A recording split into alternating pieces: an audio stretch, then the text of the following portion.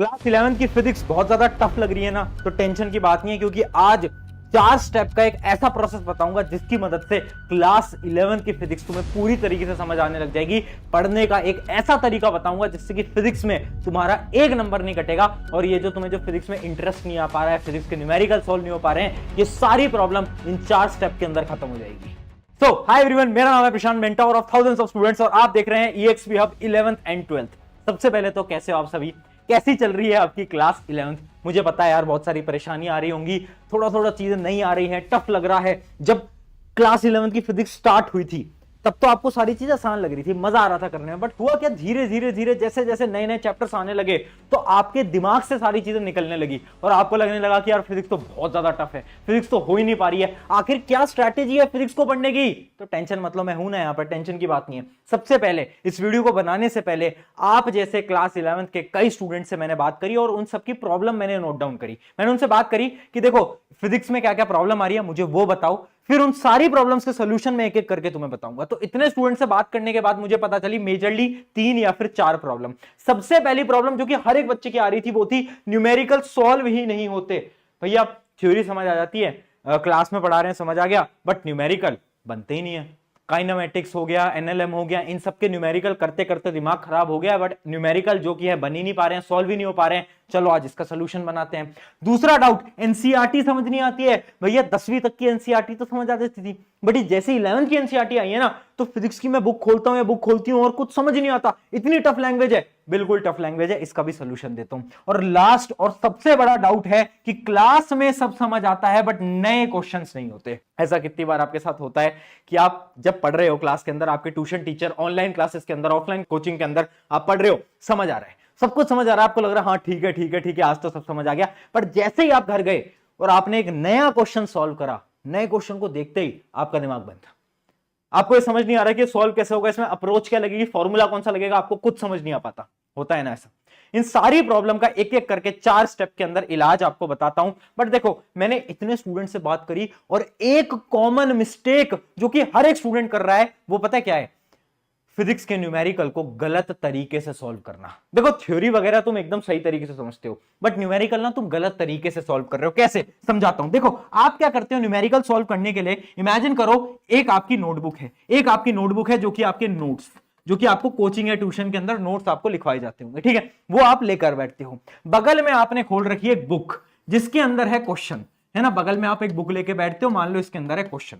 अब आपने देखा क्वेश्चन, क्वेश्चन में मान लो एक डिफरेंट सा क्वेश्चन था, आपने देखा, अब आप क्या करोगे, आप खुद का दिमाग नहीं लगाओगे, आप क्या करते हो, अब आप क्वेश्चन देखते हो, फिर आप नोट्स के ऊपर आते हो और नोट्स के ऊपर नोट्स उठाकर देखते हो क्या ये इस टाइप का क्वेश्चन हमें क्लास के अंदर कराया था। आप पन्ने पलटने लगते हो और आप देखते हो अच्छा अच्छा अच्छा अच्छा ये एक इस टाइप का क्वेश्चन कराया था, अच्छा इसके अंदर ये वाला फॉर्मूला लगाया था, फिर वो सेम फॉर्मूला उठाते हो, इस क्वेश्चन को सॉल्व करते हो और खुश हो जाते हो, है ना।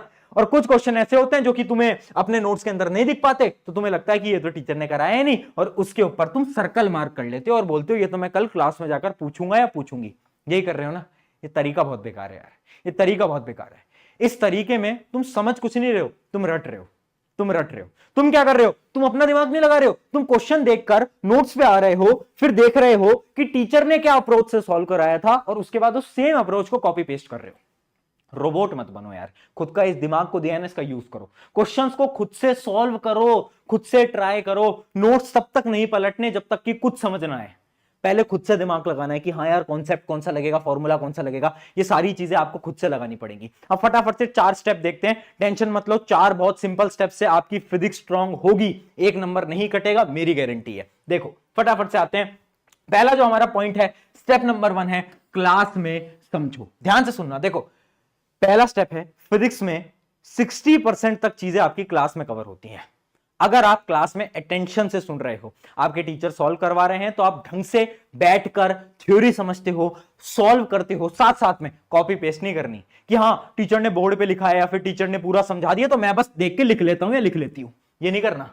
समझना है कि अच्छा ठीक है टीचर ने क्या अप्रोच लगाई, किस फॉर्मूले को लगाया, किस फॉर्मूले को क्यों लगाया, वो सब चीजें आपको समझनी पड़ेगी।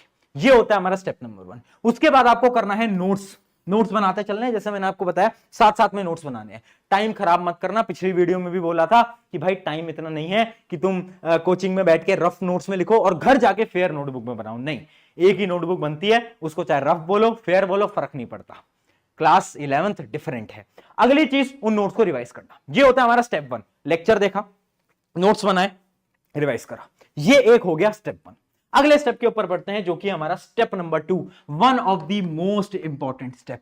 ये स्टेप क्या बोलता है, देखो अगर फिजिक्स से तुम्हें डर लगता है, वो डर पता है तुम्हें क्यों लगता है, क्योंकि जैसे तुम कोई क्वेश्चन सॉल्व करते हो ना तो तुमसे वो क्वेश्चन सॉल्व नहीं हो पाता।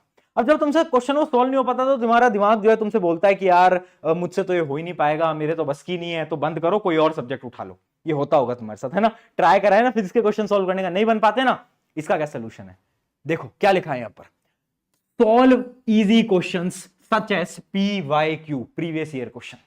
देखो जब भी तुम किसी चैप्टर को स्टार्ट कर रहे हो, आसान क्वेश्चन से स्टार्ट करो। बच्चे क्या सोचते हैं, ठीक है यार मुझे ट्यूशन में पढ़ा दिया, अब मैं क्या करता हूं ना, ट्यूशन वाले कोचिंग वाले जो मॉड्यूल हैं उन मॉड्यूल को उठाता हूं और फटाफट से सॉल्व करने लगता हूं। ये गलती मत करना, मॉड्यूल के क्वेश्चन टफ होते हैं।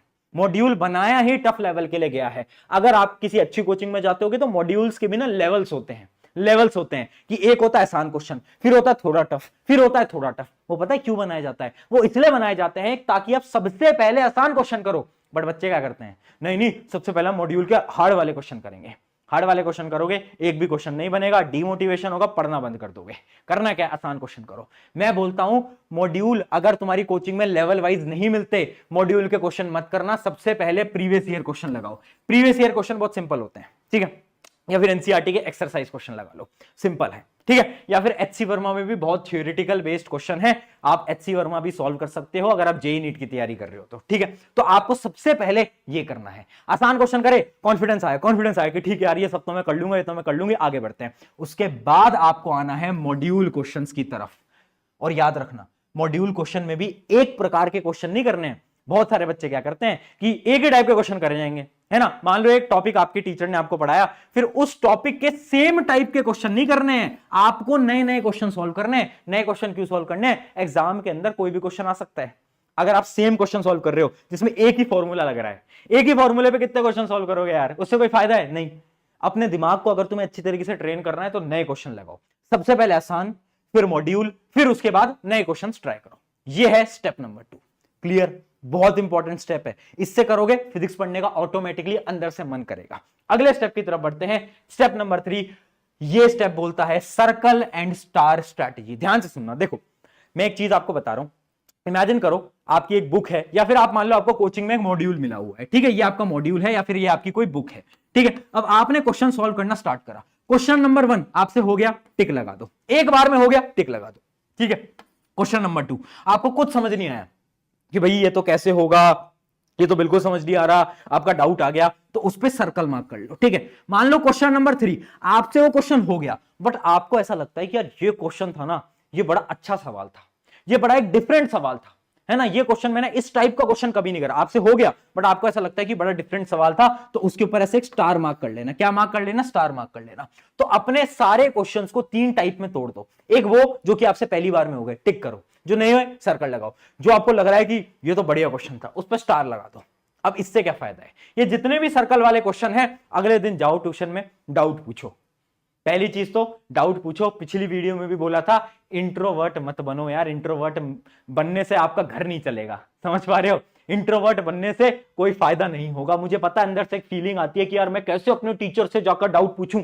पैसे दे रहे हो यार, पैसे दे रहे हो यार, डाउट नहीं पूछोगे तो कैसे चलेगा। कितनी फीस तुम्हारे पेरेंट्स दे रहे हैं, तो डाउट पूछो, प्लीज डाउट पूछो। ये जितने भी सर्कल वाले क्वेश्चन है डाउट पूछने पड़ेंगे। मुझे पता है डाउट, अगर आप ऑफलाइन में जाते हो ना तो डाउट के बाहर से लाइन लगती होगी, सारे टॉपर खड़े होते होंगे और तुम्हें डर लगता होगा कि यार मेरा डाउट अच्छा नहीं हुआ तो मेरी बेइज्जती ना हो जाए। किसी की बेइज्जती नहीं होगी, किसी को फर्क नहीं पड़ता कि तुम क्या कर रहे हो, तुम क्या कर रहे हो। एक टॉपर का माइंडसेट पता है क्या होता है, उसको फर्क भी नहीं पड़ता कि अगल बगल में कोई क्या डाउट पूछ रहा है, उसे खुद के डाउट से मतलब होता है।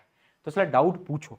और ये जो स्टार वाले क्वेश्चन है ना, इनको बाद में रिवाइज कर लेना। जब भी उस चैप्टर का टेस्ट हो तो ये जो स्टार वाले क्वेश्चन है ना, इनको एक बार देख कर जाना, क्योंकि ये क्वेश्चन थोड़े अलग थे, तो इन क्वेश्चन को आप रिवाइज कर सकते हो। तो ये होता है आपका सर्कल स्टार स्ट्रैटेजी। याद रखना, डाउट पूछने हैं और स्टार करते रहना वो क्वेश्चंस जो कि आपको लगता है अच्छे लेवल के क्वेश्चन है, ठीक है। ये हो गया हमारा स्टेप 3। यहां तक सारी चीजें आपकी डन हो गई। एक फाइनल स्टेप आता है आपका मेक शॉर्ट नोट्स। इमेजिन करो एक चैप्टर पूरा आपने पढ़ लिया, कोचिंग के अंदर, ट्यूशन के अंदर उसके नोट्स भी बना लिए।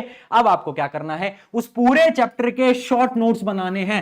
फिजिक्स के अंदर शॉर्ट नोट्स कैसे बनते हैं? फिजिक्स के अंदर शॉर्ट नोट्स बनते हैं फॉर्मूला, ज्यादा से ज्यादा फॉर्मूला लिखो, जितने फॉर्मूला उस चैप्टर के अंदर है सारे फॉर्मूले को short short short short short के अंदर लिख दो, ठीक है, सारे फॉर्मूले लिख दो। फायदा क्या है, एग्जाम से पहले जब भी आपके ट्यूशन कोचिंग स्कूल के अंदर टेस्ट होगा, उस फॉर्मूला शीट को आपको बस रिवाइज करना है और पेपर देने जाना है।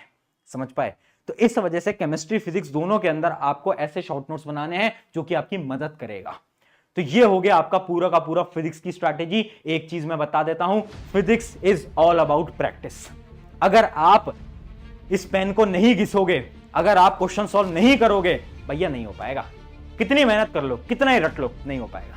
जब तक आप पेन से मेहनत नहीं करोगे, नहीं हो पाएगा। मेहनत लगानी पड़ती है, थोड़े बहुत क्वेश्चन सॉल्व करने पड़ेंगे, नए नए क्वेश्चन करने पड़ेंगे। और एक चीज मैं बता देता हूं, अपने दिमाग से डर निकाल दो।